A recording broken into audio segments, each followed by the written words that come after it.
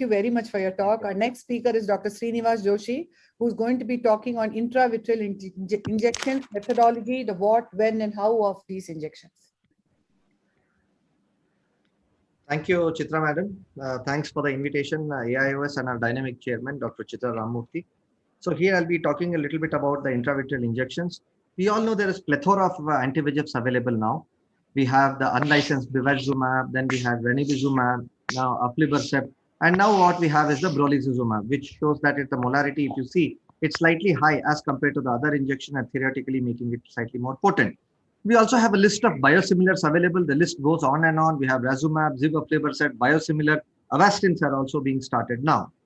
So what are the indications of the intravitreal injections? So basically, any form of CNVM, age-related macular degeneration, whether it's a myopic, classic, or a macular edema due to vein occlusion, pseudophakic DME. Let me start with an example. This is the case where the patient had a polyp here. You can see very nicely under the OCT, and you can see under the OCTA, you can see a neovascular pattern here. And FFA and ICG was done, and which was corresponding to this portion that was the polyp here. The second one was also corresponding to the same. OCTA showed the dead tree appearance on type 1 CNV and OCTA. So these cases actually do well with either with aflibercept or with the new kid on the block, that is the brolucizumab, rather than simply trying on ranibizumab in these cases. The other cases where these two injections work well is the case of occult CNVM. See here you can see another lady with a multi-layered PED with a type 1 CNVM, and you can see a neovascular network in this case. And post-injection, you can see there is a good response, which was earlier not responding to ranibizumab. So occult CNVM PCVs are good for these two injections, which I mentioned. The other forms of ARMD where ranibizumab can play a role is the case of classic CNVM, where it plays nicely. But again, this is the case of occult CNVM. And the protocol S, that is the primary outcome of the study, that was the ranibizumab was non-inferior. Even though I'm not a great fan of injecting anti-VEGF in these cases where they have a mild vitreous hemorrhage or PDR, but here you can see this patient, when I tried it, both eyes can be put on anti-VEGF rather going for surgery is what they say. But this patient had a good thing. This is the right eye and the left eye, and this is the edema also along with it. And the patient did really well. There was slight clearing of the vitreous hemorrhage, but again, they recurred back and we had to do a vitrectomy and laser. Now coming to the CRBO, this is a case of CRBO where you can see there is a macular edema on the OCT here. So what to inject when? In grade 1 and grade 2 CRBOs, usually any kind of anti-VEGF really works well. But when it comes to grade 3, it's not better to give an anti-VEGF injection. In those cases, the Ozurdex or the long-term Dex implants really work well in those cases. Now there's another new terminology, as Raja sir was telling, there's a continuous terminology keeps on coming. This is the suspended scattering particles in motion observed by OCT angiography, that is called as SSPIM. And this was the case I just took today when I was referring this case in the morning. This patient was injected Ozurdex, although there was a subfoveal fluid had come back, but this cystoid space did not come back, and you can see the SSPIM in this case in the cystoid.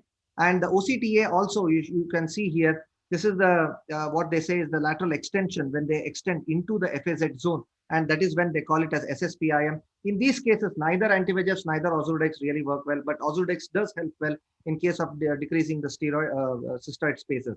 Now, another indication is DME. Usually now we give intravitreal injection in almost all cases of fovea involving diabetic macular edema. And this post 1 month, you can see there is a definitely good improvement.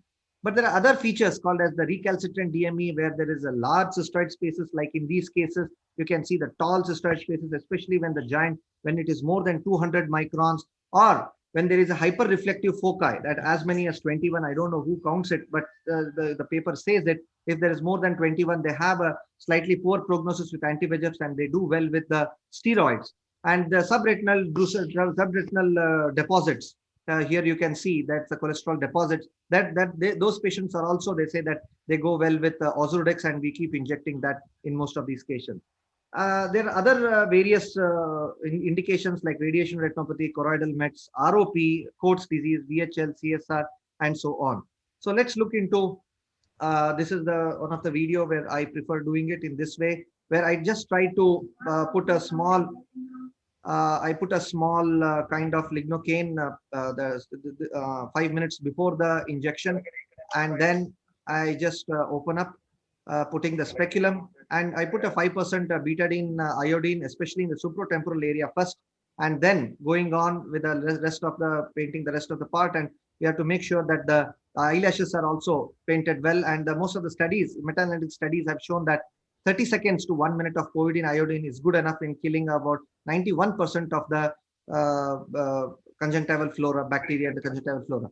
So here we take a 4 mm if it's a phakic, and 3.5 mm the pseudo phakic, and then we go ahead with giving the injection.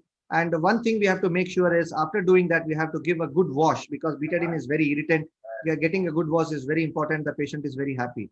There are complications like endo-off, intraocular inflammation, vitreous hemorrhage, persistent floaters, and then on. So if you are suspecting an endophthalmitis, the most important we need to remember is ABCDE rule. A is for antibiotics, B is for betadine wash, C is for reconstitution, D is for dosage, distance, direction, and decompression, and E is for visual acuity. Of course, the preferred choice is gram-positive is vancomycin and cefazolin.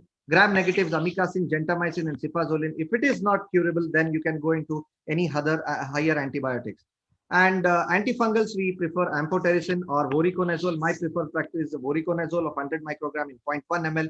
Next one, as I said, is betadine wash. And as I said, it decreases the conjunctival flora to around 91%.